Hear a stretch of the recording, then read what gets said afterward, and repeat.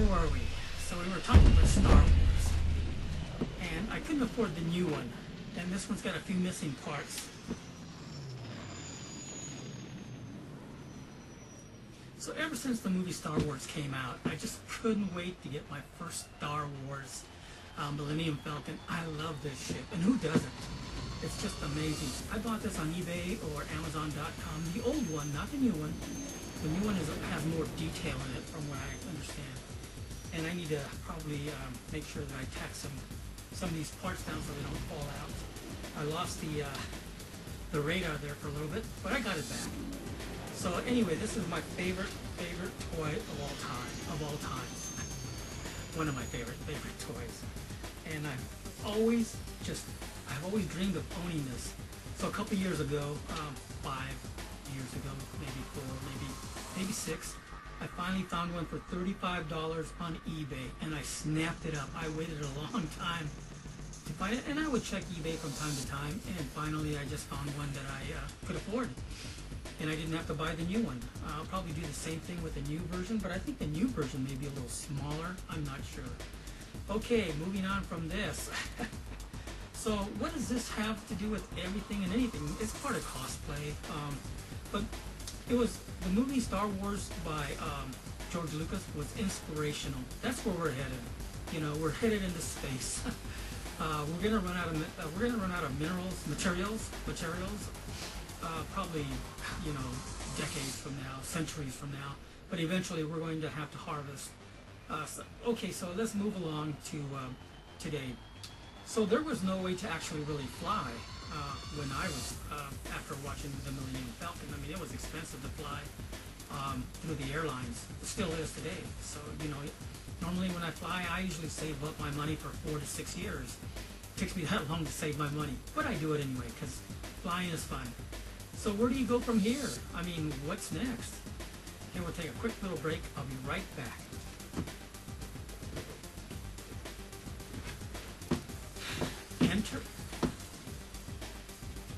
Enter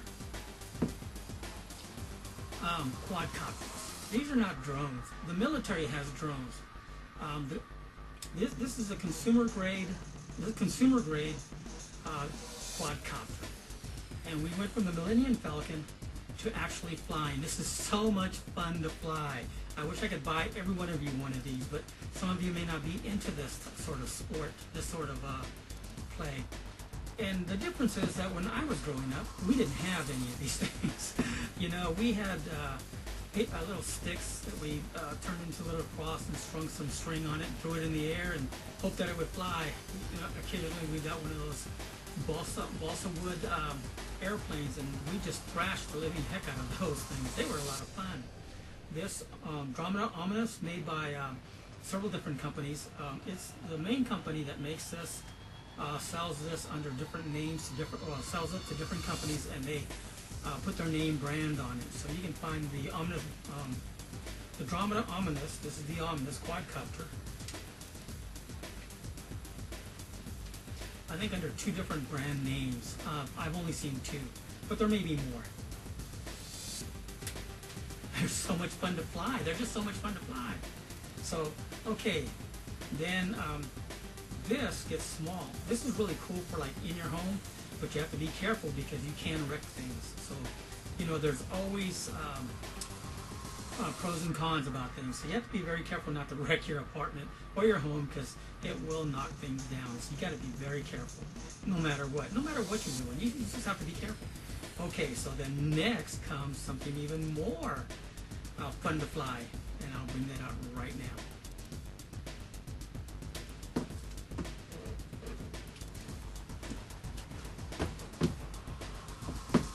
All right, so I went from the Dromida Ominus to what they call Tarantula X6. This is a Tarantula X6. It's much bigger than most of your small engine quadcopters, so I love this size. I have wrecked both of these over and over. The Dromida Ominus is classified as being unbreakable, and it almost is. I've crashed so many times, and because I've crashed so many times, I've bent a couple of shafts and had to replace the motors. After crashing so many times with this one, it was so much fun, and I crashed so much. The learning curve, that's why you need the smaller quadcopters to learn on.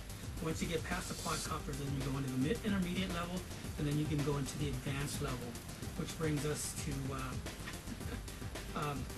this is the I think this is the I forget the total name of it. I forget the name of the company, but this is an awesome quadcopter because it is so inexpensive. It's about $59 to $89, depending if you get the one with the camera or without the camera on. And they're on two different gearbox. I believe it's a gearbox. And this thing, and so you can buy them at the same price from both Bang something, or I forget the name of it. I'll post it on this. I'll post a link on this video for both of sites so you can buy these. But they also feature other quadcopters, which are a lot of fun, and you may prefer a different quadcopter than any of these. But this one is so much fun. This quadcopter has an overheating problem on the circuit board. So I had to put vents in here. I vented it, and then I had to put three heat sinks on it to keep it from crashing, from heating up, and then the motors would stop and they would crash. You can also put an aluminum, you can cut out an aluminum can, or you can get some small heat sinks and and just glue them onto the motors to keep the motors from heating. But the circuit board is the one that overheats during the summer. The winter time is not so bad, but you're still going to have a lot of misfires as it's flying about. It is electric batteries. Also, one other thing about this quadcopter, it comes with a 1200 milliamp battery, and that 1200 milliamp battery only gives you about 6-7 minutes, maybe, and I wasn't happy with that. So I got a 1800 milliamp battery, 1800 milliamp battery.